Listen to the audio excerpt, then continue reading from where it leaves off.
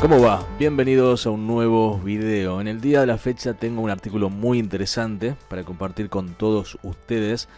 Vamos a hablar de un artículo del magazine The Economist. Recordemos que este magazine es muy importante. Muchas veces hemos visto videos donde se habla de que las portadas de este magazine son premonitorias, proféticas se podría decir. Y bueno, es que realmente tiene mucha influencia en el mundo de la elite, podríamos decir, ¿no? Y hay un artículo bastante interesante que quiero compartir con ustedes que se titula Lo que Javier Milei podría aprender de los éxitos económicos de Perú. El presidente libertario de Argentina quiere romper con el libro de reglas, pero no lo debe hacer. Y está todo mal, ¿viste? Pero no sé cómo vamos a llegar y cómo vamos a sobrevivir con todo el ajuste que se hizo, porque nos afecta más a la parte trabajadora. Claro. Y también a la gente que dependemos mucho, más los chicos que tenemos con discapacidad, nos afecta un montón. Claro. ¿Se puede aguantar el tema alimentos, transporte, servicios para pagar la luz, el agua, el colectivo? No te alcanza si tenés que pagar alquiler, ya está. No sabes si pagar alquiler o si pagar impuestos. ¿Usted ya estuvo haciendo recortes de algunos de sus gastos? Y sí, yo tengo a la nena con trasplantada y con discapacidad y a mí me afecta bastante. ¿Cuánto se puede aguantar? Y no sabemos. Estamos viendo cómo vamos a llegar a fin de año. Es duro, ¿no? Es bastante duro. Quiero decir, esos jubilados no tienen tiempo. No tienen tiempo. No. No es que como el joven vos le decís, son 3 años hasta cruzar el Rubicón, sí. dale, vamos, metele. Bancalo, Tenemos todo, sí, claro. tal cual. No tenés 3 años. Y tenés todo el sacrificio hecho. Y sabés tampoco otra cosa tenés que cómo no tienen. reinventarte. Claro, y tampoco tienen una representación, digo, y una Sí, fuerza, porque al final el que patalea en Argentina después logra cosas y el jubilado no lo tiene. Correcto. Lamentablemente no lo tiene, ¿no? Así que bueno. El ajuste por ahí, de verdad, yo lo voy a casi militar, o sea, me parece que hay que hacer todo lo posible para que no suceda. Por los jubilados no. Sí. De Es verdad, cierto, no. coincido. Y es que realmente los que están viviendo en Argentina están viviendo una crisis económica sin precedentes por las medidas de Javier Milei. Y The Economist es bastante crítico. Cuidado, Milei. No estás haciendo las cosas muy bien. Aprende de tu vecino Perú de cómo lo hizo. Comenzamos y te comparto este artículo.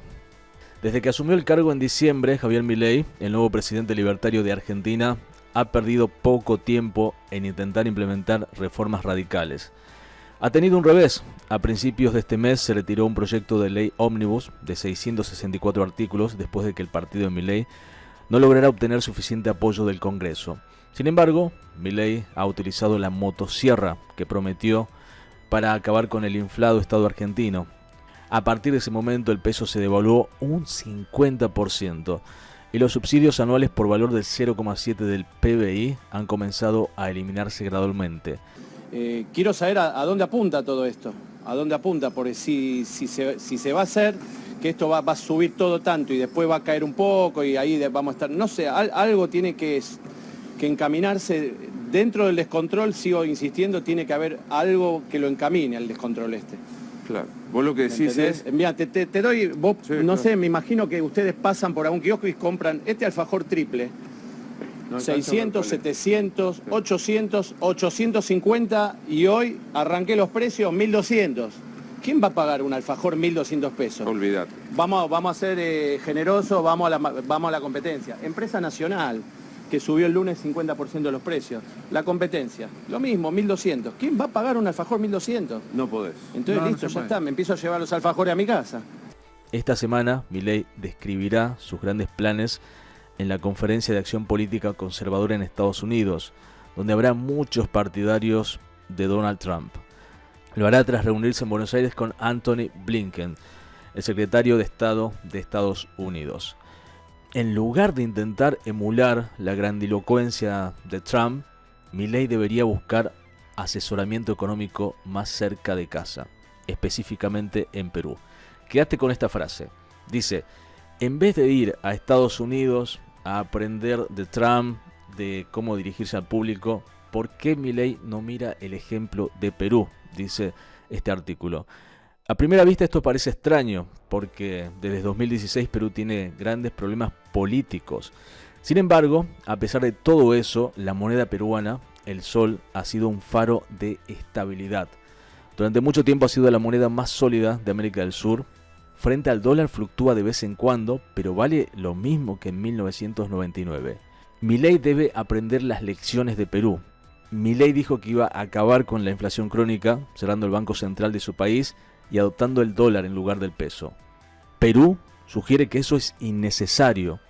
Bueno, les cuento que en esta parte del artículo redacta un poco lo que hemos contado en otros videos, ¿no? Sobre lo que pasó en el 85, lo que pasó en el 90.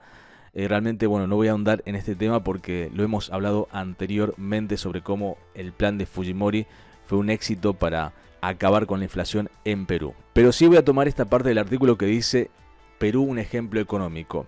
Después de contraerse una cuarta parte entre 1988 y el 90, la economía del Perú comenzó a crecer, expandiéndose un 5,2% en 1993.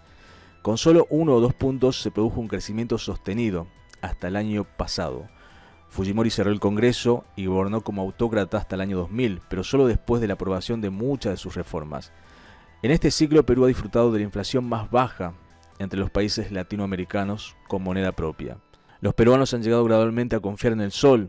Solo el 34% de los depósitos bancarios, el 23% de los préstamos bancarios y el 8% de las hipotecas está en dólares. Pero ¿qué explica la credibilidad del sol?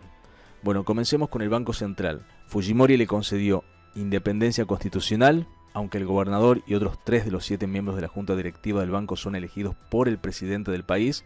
En general han sido profesionales. Velarde, que ha sido presidente desde 2006, disfruta de la total confianza de los mercados financieros, dice Luis Miguel Castilla, ex ministro de Finanzas. Incluso Castillo, el izquierdista, se sintió obligado a nombrarlo para un nuevo mandato. Velarde dice, existe cierto consenso público a favor de una macroeconomía prudente. El banco fue uno de los primeros del mundo en aumentar su tasa de interés en agosto de 2021 para frenar el aumento mundial de la inflación, que se comenzó a cortar nuevamente en septiembre. La inflación está ahora en el 3%. El magazine inglés también consulta a Richard Webb, ex gobernador del Banco Central, que señala: los factores económicos estructurales pueden ser incluso más importantes en el éxito del sol.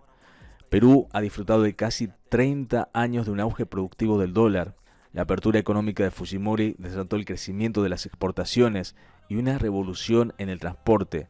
Ha facilitado un aumento constante de la producción de alimentos en los Andes.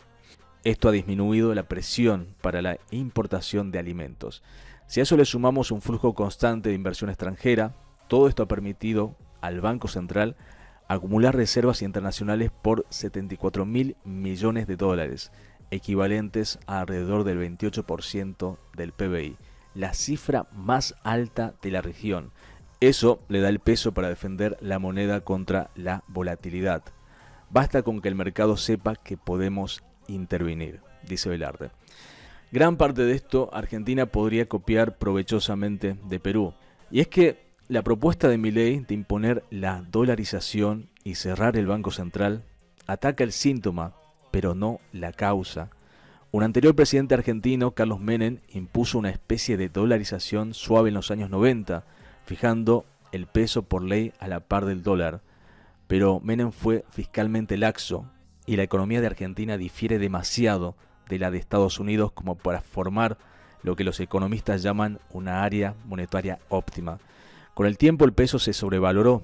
El gobierno sucesor tuvo que imponer una deflación desgarradora que no pudo evitar un colapso financiero en 2001 y 2002. Desde que asumió el cargo, Milei ha dicho poco sobre la dolarización, pero ha mostrado voluntad de gobernar por decreto. Pero hasta ahora ha carecido de la habilidad política para aprobar reformas en el Congreso. Estaba en Israel cuando se retiró el proyecto de ley general. Desde que regresó a Argentina, ha aparecido solamente en los titulares por discutir con una estrella del pop argentino y llamó al Congreso una guarida de ratas. Que haga esto el presidente de Argentina le hará muy difícil lograr el éxito. En cuanto a Perú, el sol enfrenta una prueba de mediano plazo, en parte debido a la inestabilidad política. La economía se contrajo un 0,6% el año pasado, pero se prevé que vuelva a crecer este año entre el 2 y el 3%. A Castilla, el exministro de Finanzas del Perú, le preocupa que las próximas elecciones en Perú, previstas para el 2026, puedan arrojar un presidente populista que comprometa la independencia del Banco Central. Pero por ahora, la mayoría de los peruanos siguen manteniendo su dinero en su moneda nacional, un lujo que los argentinos no pueden disfrutar.